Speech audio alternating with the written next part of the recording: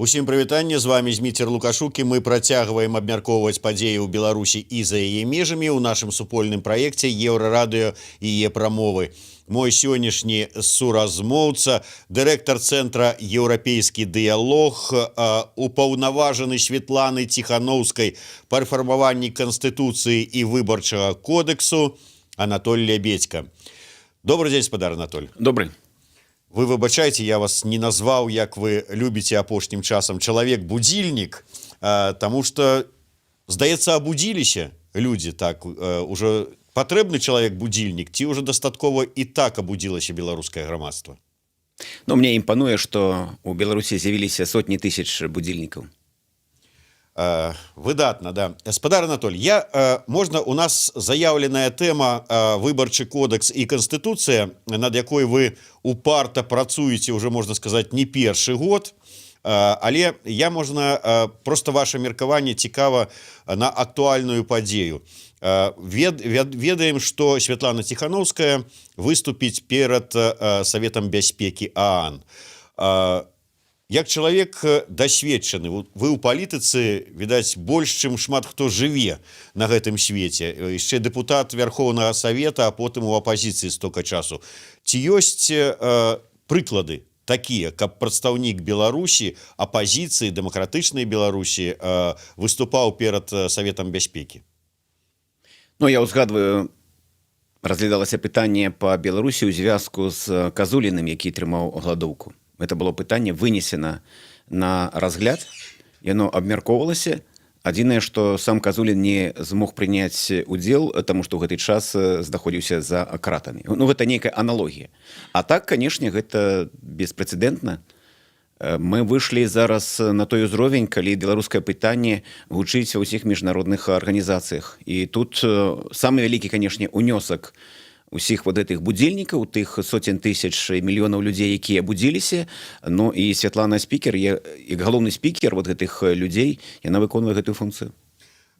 Прадстаўнікі дэмакратычных сіл Беларусі шмат разоў выступалі на такіх пляцоўках, як Савет Еўропы, Еўрапарламент, там іншыя, але Савет бяспекі гэта зусім іншы ўзровень і зусім іншыя магчымасці і паўнамоцтвы, магчыма.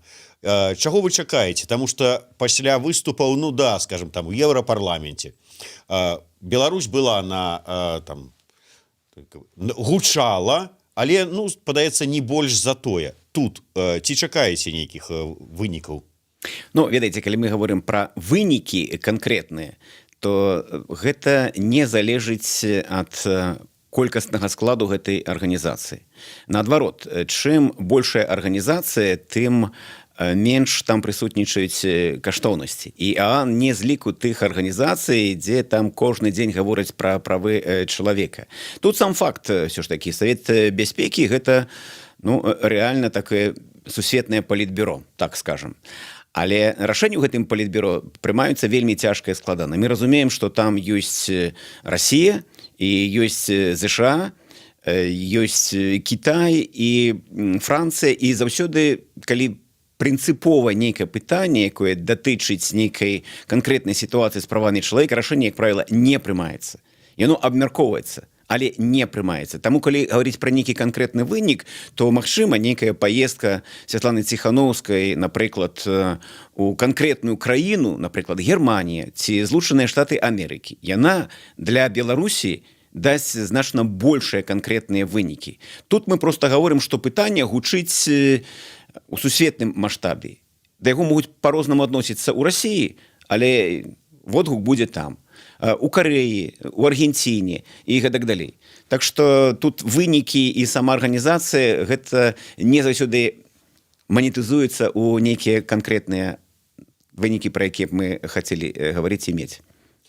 Вот крыху расчаравалі вы мяне сваім адказам. Ведаеце, паколькі Ціханаўская, вядома, што будзе там казаць, ну, найперш, ну, прынамсі так агучана, пра тую сітуацыю, якой апынулася СМІ у Беларусі. Я вот думаў, зараз вы мне скажаце, Ціханаўская як выступіць, так будзе тут свабода слова на заўтрашні дзень.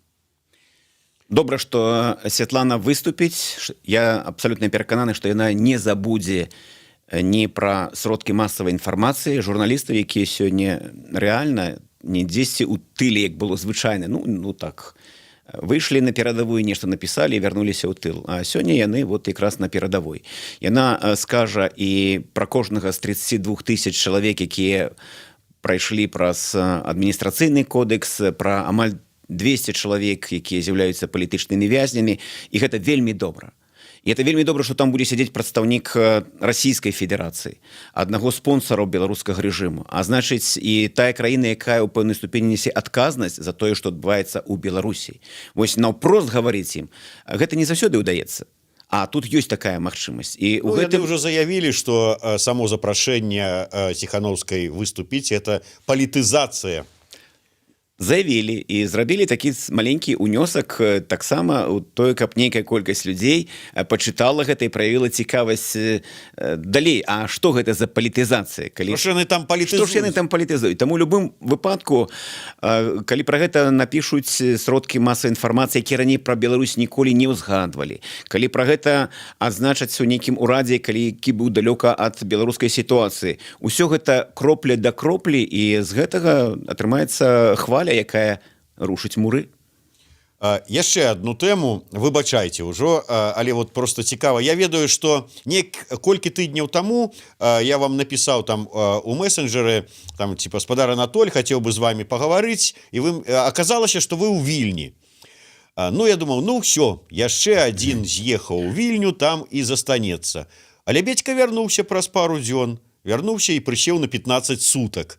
Я думаю, што ехаў, ведаючы, што магчыма такая прысядка такая. І ўсё ж таки вярнуўся. Я гэта пра вот зараз спрэчкі наконт вяртання Ціханаўскай. Вот чалавек, які взяў і вярнуўся, не гледзячы ні на што. Вот вы як лічыце, варта вяртацца ці не варта ёй? Ну, абсалютна некарэктнае параўнанне Святланы Ціханаўскай, яе місіі, задачы і Анатоля Лябедзькі. Таму што Святлана Ціханаўская сёння мае значна большую у разы адказнасць, чым хтосьці з нас, хто ў Беларусі застаецца. Таму, я думаю, тут параўнанні некарэктныя. Я думаю, што Святлана Ціханаўская, канешне, вернецца ў Беларусь, але яе вяртанне мусіць быць часам такого пералома і змяненняў. А вось просто так, для таго, каб мы з вами зрабілі ці з кім-небудзь іншым 1 ці 2 эфіры на гэтай тэме і перагарнулі старонку, гэта рабіць неправільна, да таго ж і параўноўваць сітуацыю з Навальным, таксама, мне падаецца, это зусім іншая якасць сітуацыі. Я якраз зыходжу з таго, што рэжым беларускі здзейсніў некалькі стратэгічных памылак. Адна з іх гэта было тое, што выдавілі Святлану Ціханаўскую з Беларусі.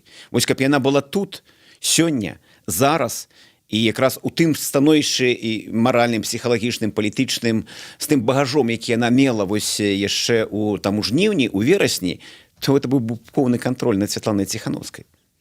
Вы б у лепшым выпадку нават не адказала б на вашы тэлефоны. І была б тут. Яна б не была ні сцягам там, не магла б будзіць пытанні у Радзе бяспекі, не магла сустракацца з палітыкі, не магла парганізоўваць праекты дапамогі беларусам, якія трапілі пад рэпрэсій. Ну і самае галоўнае, прыезд Святланы, і яна проста падсела б да яшчэ адной групы палітычных вязняў, якія ёсць у Беларусі. Ну, была б там першая, а потым Бабарыка і астатнія. Што гэта мяняе? Знікненне Святланы Ціханаўскай з палітычнай мапы гэта прывяло да таго, а хто пасля гэтага б уплываў на сітуацыю? Сёння ёсць адзін цэнтр. Святлана Ціханаўская, яе ёсць легітымнасць, яна атрымала ад людзей. І вот гэтага цэнтра раптам не стала. Ён знік.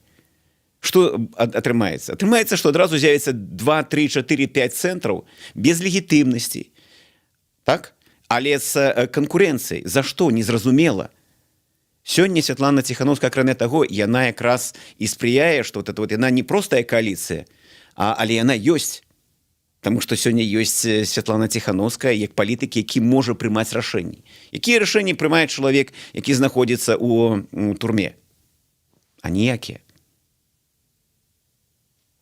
Вось пытаюцца у вас, што вы думаеце пра словы там Курэйчыка, дарэчы, пра гэта казаў яшчэ у іншым крыху так ракурсе і Владимир Мацкевич пра тое, каб што надаць нейкая структура міжнародная надаць Ціхановскай дыпламатычную недатыкальнасць. Мандат ААН, саўбеза ААН атрымае яна і што? Гэта дача і магчымасць бяспечна вярнуцца ў Беларусь. Ну, як вы сабе уяўляеце, што прадстаўнік Расійскай Федэрацыі выпісвае мандат дыпламатычнай недатыкальнасці для Святланы Ціхановскай? Ці прадстаўнік Пекіна? Не, я адношуся пазітыўна да гэтай ідэі як палітычнай такой хвалі, так? Што трэба прыцягваць увагу, што ў Беларусі палітыка небяспечная справа, што гэта пытанне і яго здароўя і жыцця это самае галоўнае. У гэтым сэнсе і трэба нагадваць міжнародным арганізацыям, бо калі вы так ставіце пытанне, то яно можа быць так ці інакш сфармулявана да Рады Еўропы, да парламенцкіх асамблей, АБСЕ і так далей. Яны мусяць неяк рэагаваць.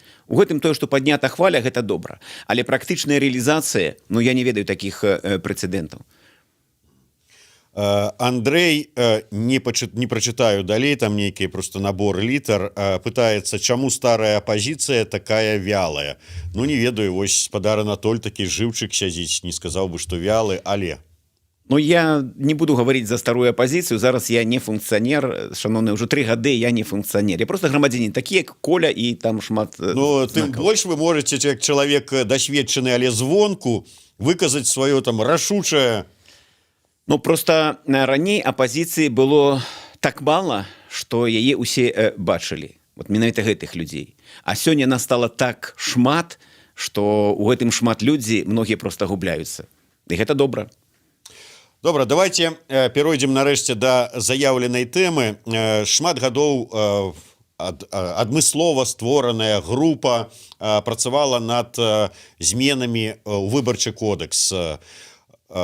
Але калі паглядзець на сітуацыю, тое, што адбываецца ў нас сёння, колькі праблем, там 187 палітвязняў, 34 тысячы рэпрэсаваных людзей.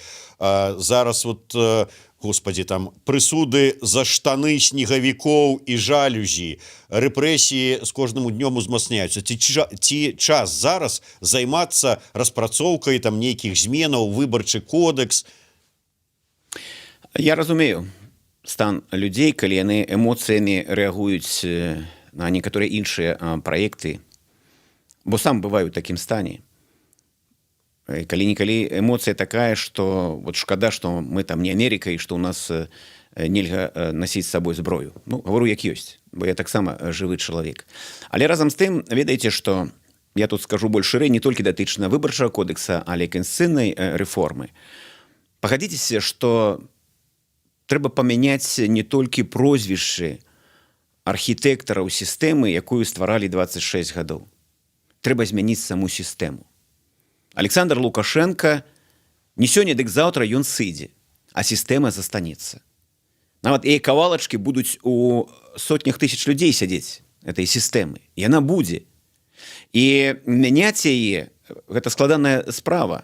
І трэба рыхтавацца ўжо сёння, таму што сістэма гэта ёсць канстытуцыя.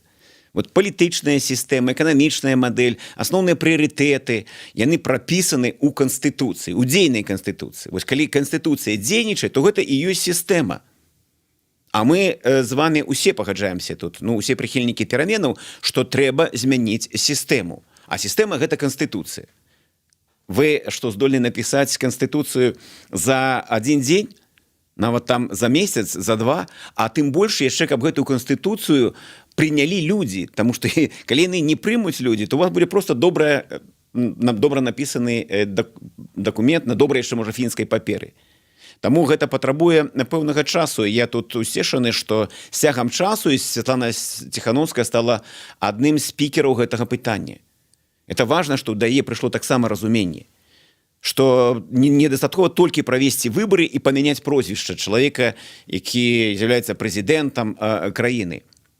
Трэба змяніць сістэму. Калі мы гэтага не зробім, то ведаеце, што мы можам ахвяраваць многімі жыццямі, але праз нейкі час зноў наступім на тыя ж самыя граблі. Каб гэтага не зрабіць, нам патрэбна правесці канстытуцыйную рэформу, нам трэба зрабіць працу, якая дазволіць нам правесці абсалютна сумленныя, справядлівыя, свабодныя выбары.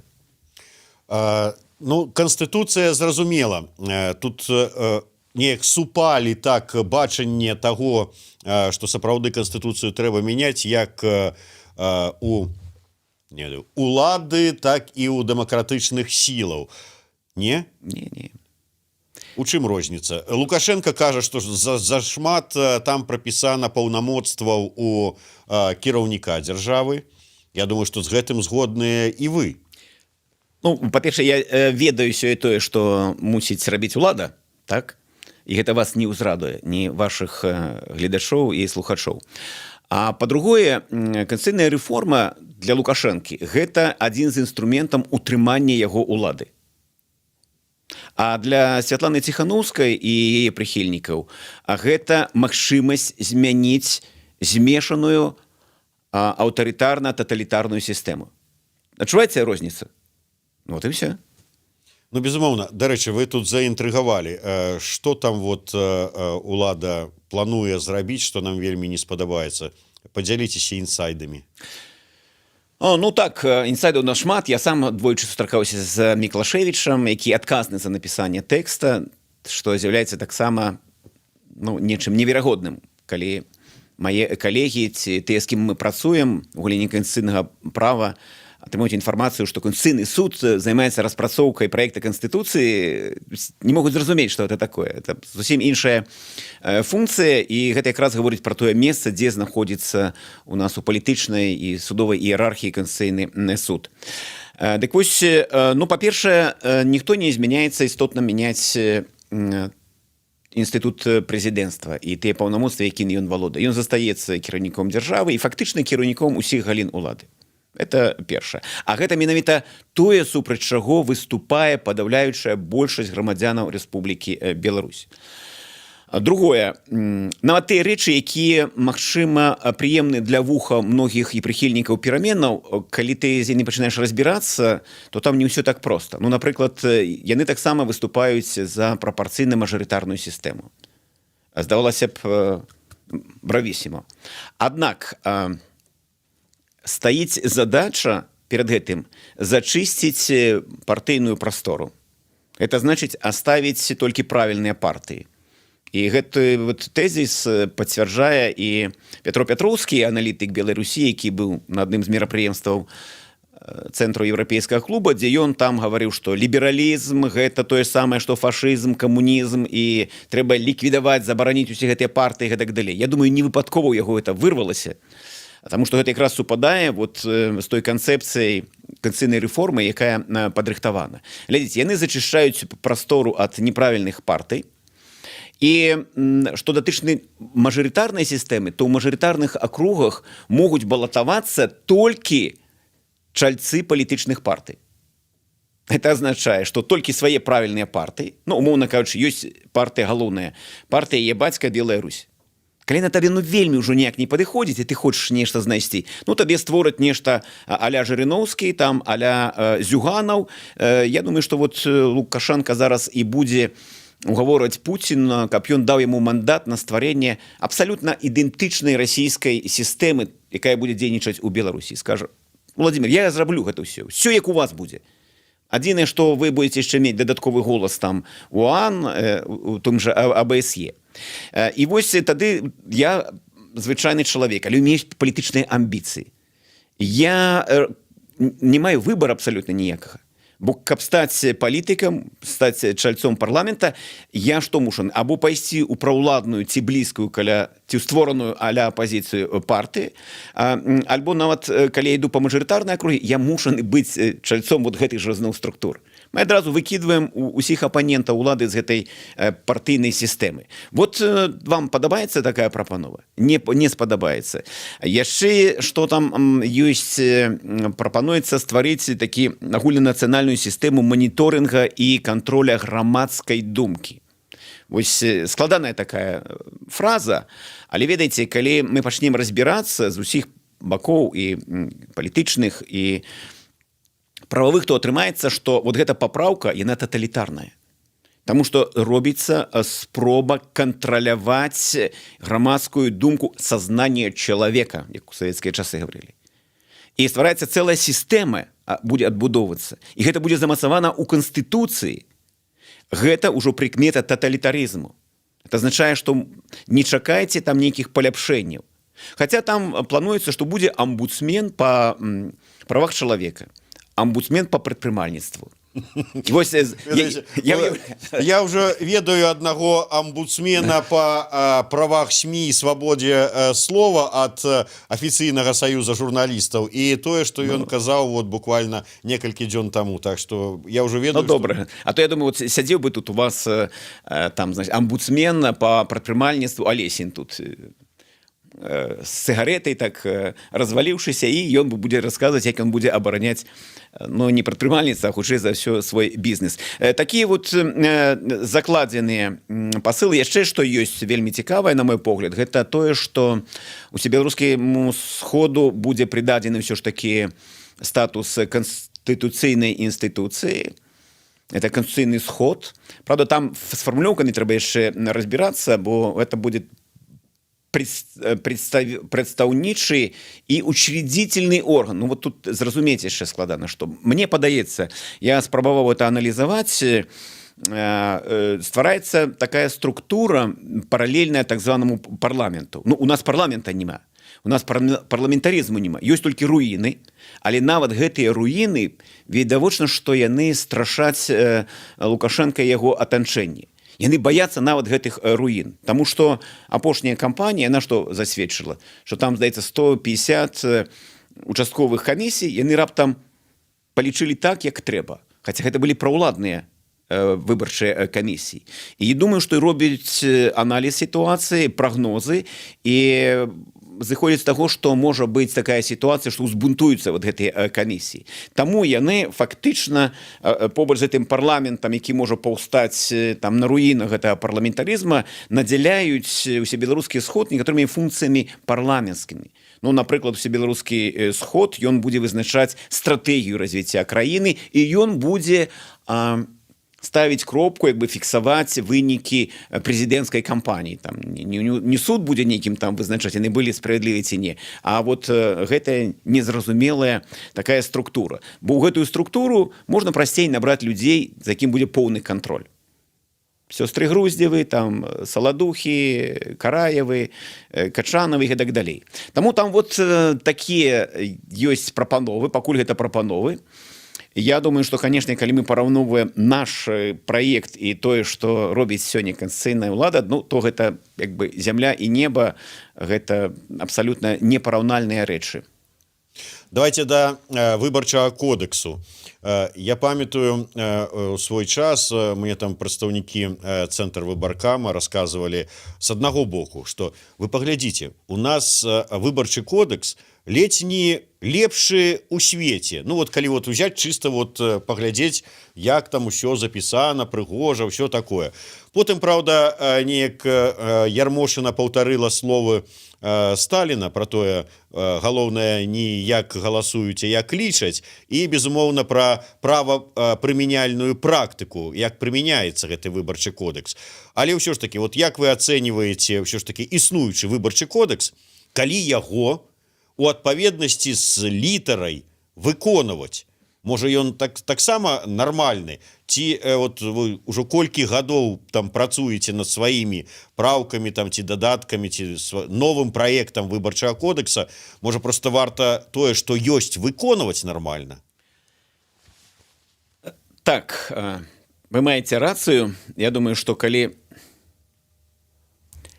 мы легалізуем наш выбарчы кодекс і нашу канстытуцыю, але пры гэтым Лукашэнкі, Качанавы, Мясніковічы, Караевы, Вакульчыкі астануцца пры ўладзе, то не будзе працаваць ні выбарчы кодекс, ні канстытуцыя.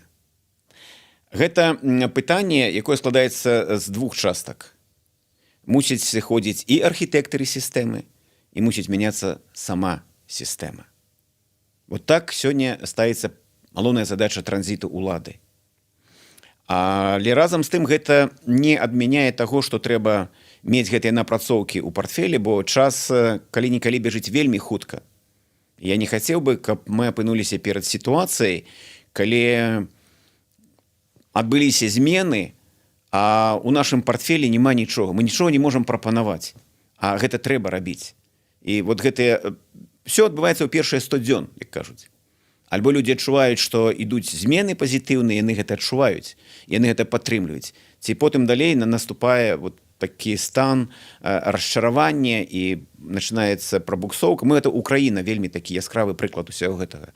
Таму час жа не стаіць на месцы. Вы гаворыце выбарчы кодекс. У свой час мы спрабавалі выкарыстаць мандат Ганны Канапацкай для таго, каб унесці пэўныя змены.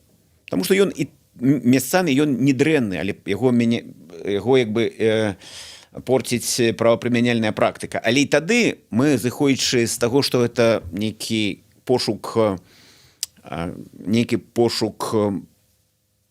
знайсці сітуацыю, якая задаволіць і ўладу, і прыхільнікаў перамен. Гэта быў кампраміс палітычны. Таму тое, што мы напрацавалі, гэта быў палітычны кампраміс. Не прайшло. Зараз істотна іншая сітуацыя. Зараз нам не трэба шукаць кампраміса з былым прэзідэнтам і з яго атачэннем. Нам патрэбны той кодекс, які дазволіць правесці свабодныя сумленныя выбары. Сітуацыя змянілася, значыць, і задачы змяніліся. Таму мы падрыхтавалі выбарчы кодекс, не прывязваючыся там да таго, што скажа там Лукашенко, што падумае Ярмошына. Мы зыходзілі з інтарэсаў амаль 7 мільёнаў выбаршчыкаў. Зараз мы аддаём гэты дакумент на аўдыт, на экспертызу. Розныя арганізацыі міжнародныя, каб яны ацанілі, бо іх значна большы досвед. Мы ўсё ж такі не унікальныя. Ровар не трэба выдумляць, ён ужо ёсць. Атрымаем і пойдзем да людзей яшчэ раз. Будзем гаварыць, чытайце, аналізуйце, прапануйце. Гэта ўжо робіцца, але я гавару пра проста маштаб.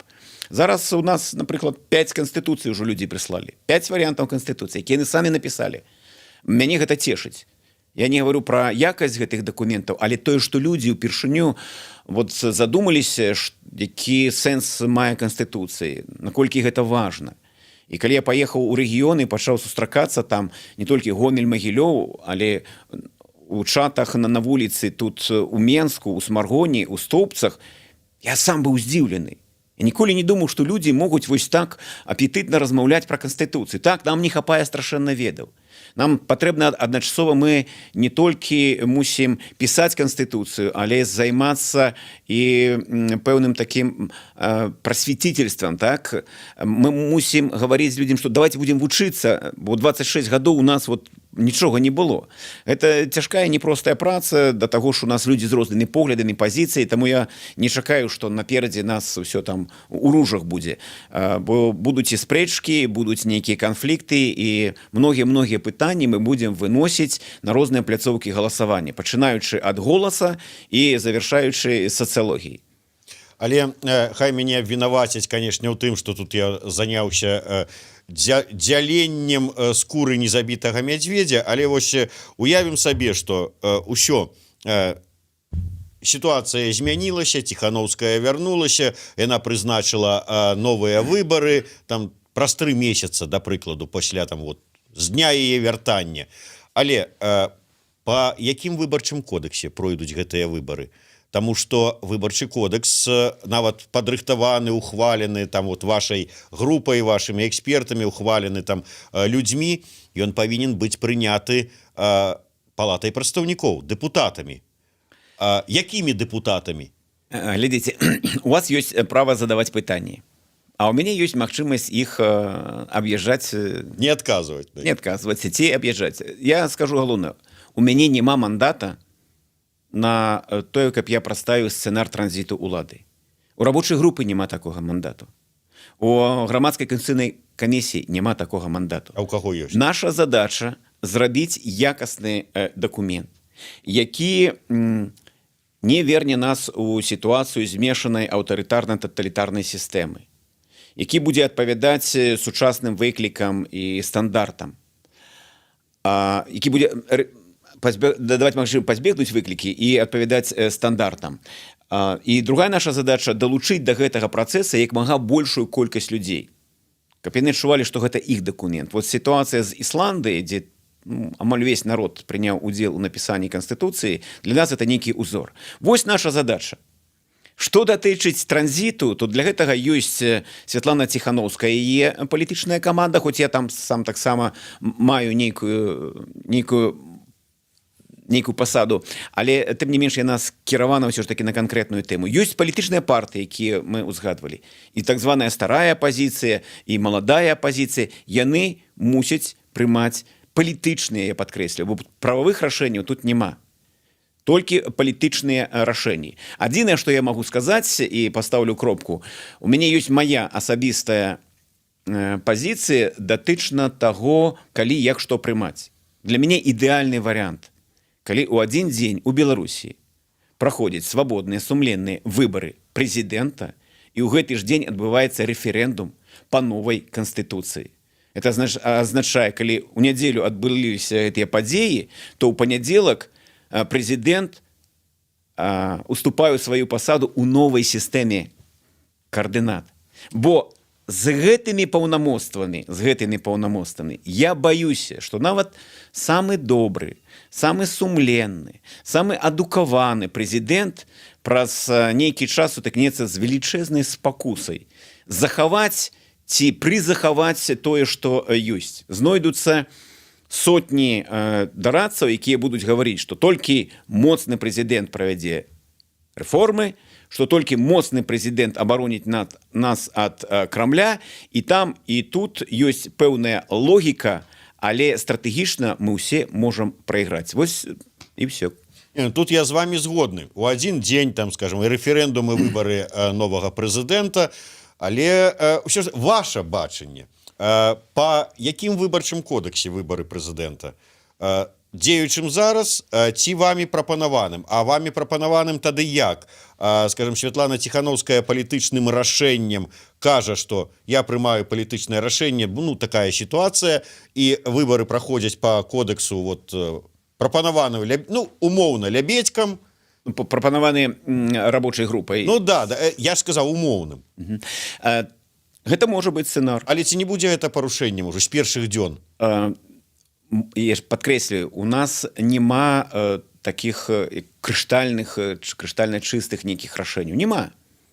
Іх няма. Адзін з транзітаў улады – гэта пераход да Канстытуцыі 94 года. Як транзіт улады, ён можа разглядацца. Я таксама лічу, што гэта тое, што павінна ляжаць на стале. У мяне яшчэ адзін ёсць такі транзітны варыянт. Ёсць Верховны Савет 13-го склікання.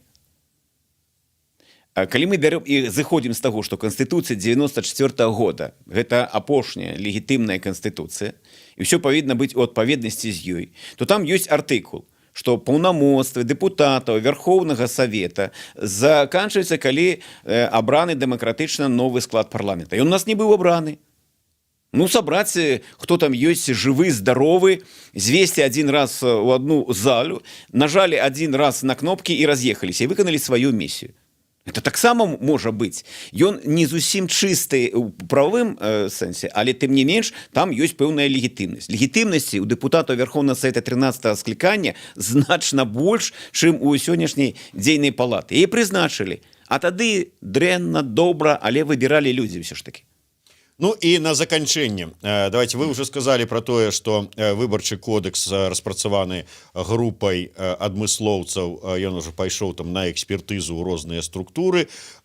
Праект Канстытуцыі новай і гэты выбарчы кодекс ужо ўсё ж такі будзе нейкая, калі мы яго пабачым, ці мы, я маю на ўвазе умоўнага шараговага беларуса, і як зможа далучыцца да абмеркавання? Ну, глядзіце, шараговы беларус можа далучыцца ўжо зараз і цяпер. Мы усе раздзелы выносім на такую публічную прэзентацыю і на абмеркаванне. Вось на гэтым тыдні, які завяршаецца, у панядзелак мы прэзентавалі раздзел датычны якраз выбары рэферэндум, а ў сераду раздзел, які датычыць парламента, прэзідэнта і ўрада. Мы прэзентуем гэта ў прамым эфіры. і кожны грамадзянін Беларусі можа выказаць сваё меркаванне, можа напісаць свае прапановы ў рабочую групу. Это абсалютна адкрыта. На наступным тыдні у нас два раздзелы. Гэта судовая сістэма і гэта фінансавая сістэма. Калі ласка, у 18:30 у прамым эфіры у нас на канале «Пра нас» мы гэта арганізоўваем, гэта падкрэсліваю у прамым эфіры, кожны можа дасылаць свае прапановы. На пачатку лютага у нас будзе ўжо цалкам увесь праект Канстытуцыі. Яна будзе накіравана ў розныя інстытуцыі для таго, каб мы атрымалі экспертызу. І мы пойдзем у народ. Мы поедем у Будакашалёва, у Жабінку, вот фізічна вот, чальцы рабочай групы будуць выязджаць, будуць гаварыць, будуць тлумачыць. Мы дзесьці будзем вучыцца разам, дзесьці будзем спорыць, дзесьці будзем разыходзіцца ў нашых думках. Потым мы зафіксуем, напрыклад, што ёсць у нас розныя падыходы. Напрыклад, ёсць тыя, хто за парламенцка-прэзідэнцкую, як мы, напрыклад, прапануем гэта парламенцкае кіраванне, але з захаваннем інстытута прэзідэнта. І некаторыя гавораць, што вот все, як не будзе інстытута прэзідэнта, мы адразу будзем шчаслівы. Вынесем на пляцоўку «Голас», правядзём сацыялагічнае пытанне. Па ўсіх пытаннях, дзе няма еднасці дастаткова высокай, то мы будзем думаць, што рабіць з гэтым. Нам не хацелася б, каб нашыя прапановы раз'ядноўвалі людзей. Тут, я думаю, вялікая праца, багатая для розных структур, арганізацый. Напрыклад, смяротнае пакаранне. Я вот праехаў па некаторых рэгіёнах, уже прэзентацыю рабілі. Я адчуваю, што прыкладна 50/50 расколатае грамадства. Але гэта не азначае, што сённяшнія лічбы яны будуць там і праз месяц і два. Трэба праваабаронцам, трэба ўсім людзям, якія за тое, што чалавечае жыццё гэта самае дарагое, што ў нас ёсць, каб мы ішлі да тых, хто гэта пытанне яшчэ не разумее. І пераконвалі іх. Так было і свайго досведа, кажу. Верховны Савет, калі мы прымалі сімволіку. Бел-чырвона-белы сцяг і герб пагоні. Для таго, каб яны сталі наша дзяржаўнымі сімваламі, патрэбна было 2/3 галасоў атрымаць у камуністычным Верховным Савеце. І гэта было зроблена. І гэта толькі гаворыць пра тое, што калі мы захочам, калі мы разам, мы можам гэта дасягнуць. Але я да таго, што гэта не адказнасць Святланы Ціхановскай персанальная, ці там рабочай групы.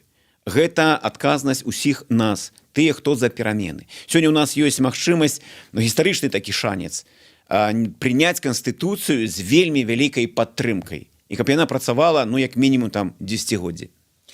А для гэтага далучайцеся да абмеркавання, а магчыма нават і працы над зменамі ці над праектам новай канстытуцыі, новага выбарчага кодэксу. Дзякуй вялікі, Анатоль Лябедзька, Зміцер Лукашук у сумесным праекце Еўрарадыё і Е-прамовы.